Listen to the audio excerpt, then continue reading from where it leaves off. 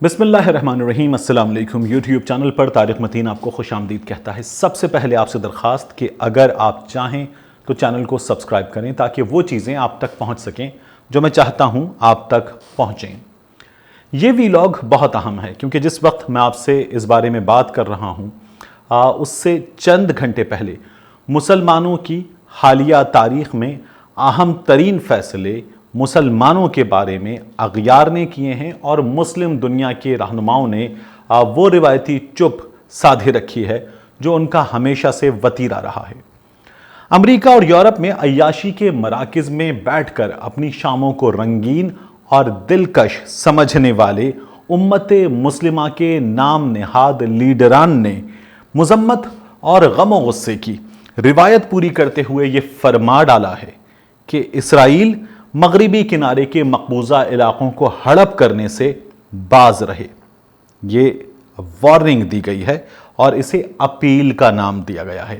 شرم و حیا سے عاری عرب لیگ کے رہنماؤں کی کال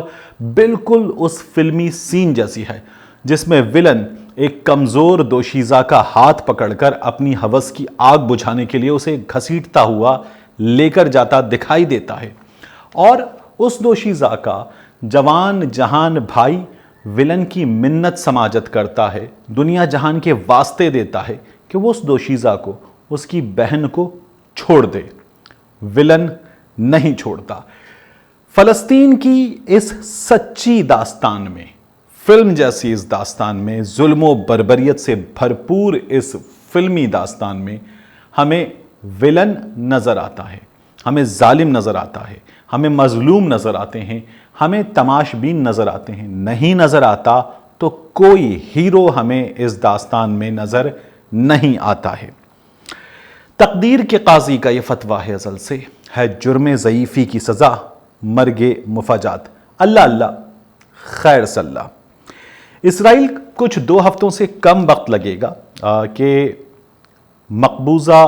بیت المقدس، مغربی کنارے کے علاقے جو اس کے قبضے میں ہیں، وہ ہڑپ کر جائے گا، انہیں ضم کر لے گا۔ یہ ایک ظلم اور جبر پر مبنی قانونی غیر قانونی کام ہوگا، اور اس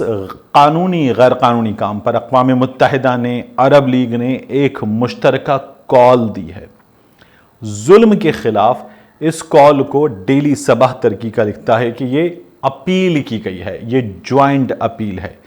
یہ آخری کوشش ہے ایک ورچول میٹنگ میں جو کرونا وائرس کے ان دنوں میں ہوئی، اور اس میٹنگ میں اپیل کی گئی ہے اسرائیل سے کہ وہ ان علاقوں کو ہڑپ کر جانے کے اپنے ارادے سے باز رہے۔ 1 جولائی کے اسرائیلی عزائم سے پہلے یہ آخری ورچول میٹنگ تھی۔ اقوام متحدہ کے سیکریٹری جنرل انتونیو گوٹریس نے اس موقع پر اپیل کی اور کہا کہ جو آزاد، خود مختار، وائبل، قابل عمل 2 ریاستیں ساتھ ساتھ دنیا ایک خواب دیکھ رہی تھی، ایک پلان تھا، اس پلان کا جو ہے اگر اسرائیل آگے بڑھتا ہے تو اس پلان کی موت ہو سکتی ہے۔ یہ جو ہے ایک ایسا وائبل پلان جس میں یروشلم جو ہے وہ دونوں کا دارالحکومت ہو، یہ اس کے لیے بڑا خطرناک ہے۔ اسرائیل سے اپیل کی ہے انہوں نے کہ وہ اپنے اس ارادے سے باز رہے۔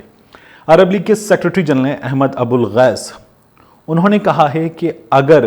اسرائیل اس قدم پر آگے بڑھے گا، اس پر عمل درآمد کرے گا، تو یہ امن کے لیے، امن کے امکان کے لیے، یہ فلسطین کی صورتحال میں بات ہو رہی ہے، اور عرب لیگ کے سیکریٹری جنرل کہہ رہے ہیں کہ امن کے امکان کے لیے بڑا تباہ کن ہوگا۔ حیران ہوں دل کو روں کہ پیٹوں جگر کو میں۔ آپ دیکھیے کہ اس تمام صورتحال میں ہم مسلمانوں سے، ہم غیرت کے ماروں سے کہیں زیادہ بہتر، اور وہ بھی نام نہاد ہیں لیکن ہم سے کہیں زیادہ بہتر یورپی یونین والے ہیں۔ 1000 سے زائد، کوئی 1080 کے قریب یہ نمبر ہے یورپی یونین کے قانون سازوں کا، جنہوں نے مطالبہ کیا ہے اور اپنے لیڈرز سے کہا ہے کہ وہ اسرائیل کو روکیں۔ لیکن اس تمام صورتحال میں ہمیں نظر کیا آ رہا ہے کہ جس کی لاٹھی اس کی بھینس، مائٹ از رائٹ،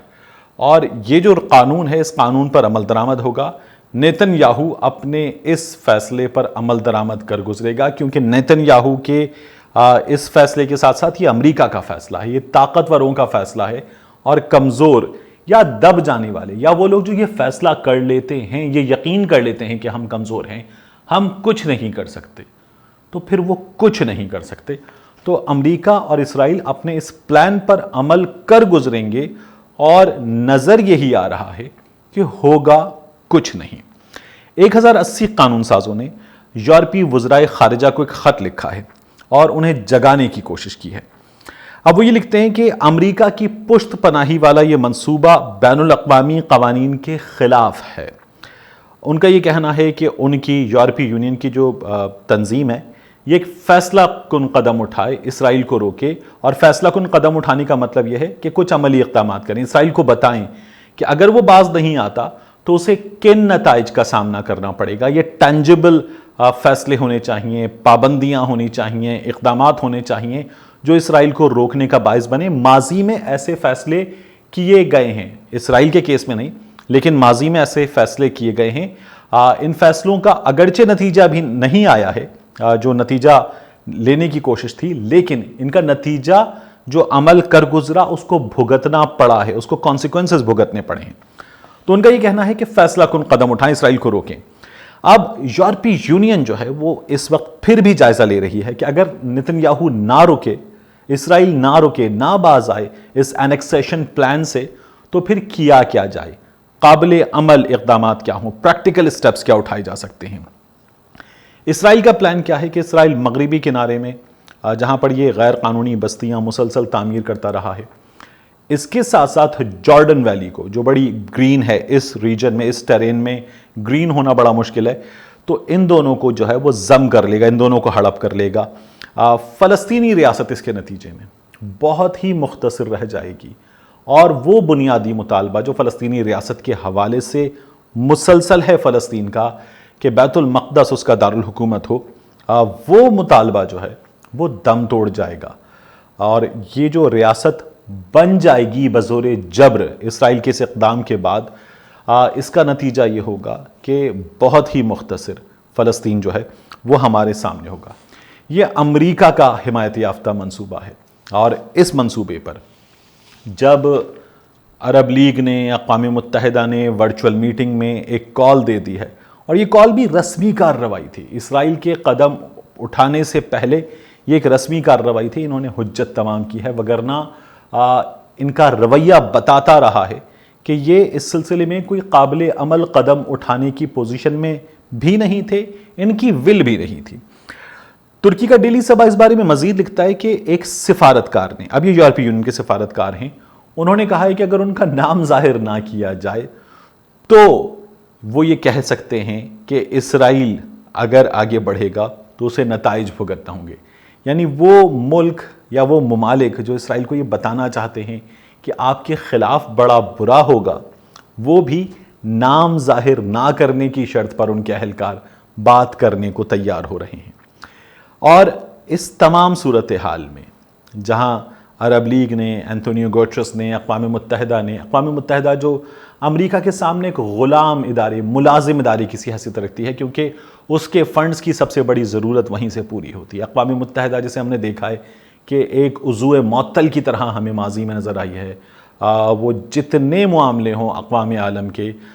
جہاں جہاں امریکہ یا طاقتور اس کے سامنے ہوتا ہے، اقوام متحدہ قرارداد پاس کرتی ہے، وہ طاقتور اسے پھاڑتا ہے، ردی کی ٹوکری میں ڈالتا ہے، لات مارتا ہے، چلا جاتا ہے، عمل کر گزرتا ہے، اور اس کے باوجود بھی جب دوبارہ اقوام متحدہ میں کوئی بھی معاملہ سامنے آتا ہے تو 4 ملک ایک جانب ہوتے ہیں، ایک ملک ایک جانب ہوتا ہے، ویٹو کرتا ہے، اور ایسی کی تیسی ہو جاتی ہے اس پلان کی جسے دنیا ایک سین پلان، ایک سینسیبل پلان سمجھتی ہے۔ یہ ہمیشہ سے ہوتا آیا ہے۔ اب تماچا یہ پڑا ہے کہ مائک پومپیو نے کہا ہے کہ اس پلان کو امریکہ کا ساتھ حاصل ہے، اور ان جھوٹوں کے چہروں پر تھپڑ رسید کرتے ہوئے مائک پومپیو نے کہا ہے کہ جنوری میں اس پلان کی خلیجی ریاستیں حمایت کر چکی ہیں۔ خلیجی ریاستیں جنوری میں اس پلان کی حمایت کر چکی ہیں۔ اب اگر ان خلیجی ریاستوں میں جو مسلم ریاستیں ہیں ان میں دم ہے تو یہ مائک پومپیو کو انکار کر دیں، امریکہ کو انکار کر دیں، وہ یہ بتا دیں کہ ہم نے یہ حمایت نہیں کی ہے۔ امریکہ جو ہے وہ اس پلان کے حوالے سے مصر ہے کہ اس خطے میں ان دو ریاستوں کا ساتھ دو ریاستوں کا 2 اسٹیٹ سولوشن کا جو پلان تھا، جس کو اب امریکہ نے تباہ کر دیا ہے، اب بھی ٹرمپ کے اس منصوبے کے بعد بھی یہاں پر امن آئے گا۔ وہ یہ کہتے ہیں کہ اسرائیل جو ہے وہ اس کو حق حاصل ہے کہ وہ جتنے حصوں کو چاہے، جس طرح سے چاہے ان کی انیکسیشن کر لے۔ ان کا کہنا یہ ہے کہ اس کے ساتھ ساتھ جو فلسطینی ریاست ہے اسے غیر مسلح کرنے کا جو خواب ہے، جو منصوبہ ہے، اس پر بھی عمل درآمد کرنے میں مدد ملے گی۔ وہ یہ بھی کہتے ہیں کہ ہمیں اسرائیل کے ساتھ کھڑے ہیں ہم، اور یہ جو منصوبہ ہے اس منصوبے پر عمل درآمد ہم اسرائیل کے ساتھ کھڑے ہو کر یقینی بنائیں گے۔ اس سے جب یہ مائک پومپیو نے وزٹ کیا تھا گزشتہ دنوں اسرائیل کا، تو اس موقع پر دنیا نے ڈیل آف دا سینچری کہا تھا۔ عرب دنیا کے لیے یہ ڈیل آف دا سینچری تھی، اور اس عرب ورلڈ کے لیے، اسلامک ممالک کی تنظیم کے لیے، ان کے لیڈران کے لیے اس ڈیل کے ذریعے ان کے چہروں پر رزیل آف دا سینچری لکھ دیا گیا تھا۔ دیکھیے کچھ بھی ہو جائے، اسرائیل اس منصوبے پر آگے بڑھے گا، اپنے منصوبے پر عمل درآمد کر لے گا، اپنے خواب کو پورا کر لے گا، لیکن میرا یقین یہ ہے کہ آزادی کے متوالے اسرائیل کو بتاتے رہیں گے کہ فیصلے میزوں پر نہیں ہوتے، فیصلے نیزوں پر ہوتے ہیں۔ ملتے ہیں آپ سے اگلے ویلاگ میں، اس یقین کے ساتھ اور اس دعا کے ساتھ کہ انشاءاللہ ہمارے جو لیڈران ہیں وہ نام نہاد بیانات کے بجائے کچھ عملی قدم اٹھائیں گے اور کچھ نہ کچھ شاید کر جائیں گے۔ اللہ حافظ۔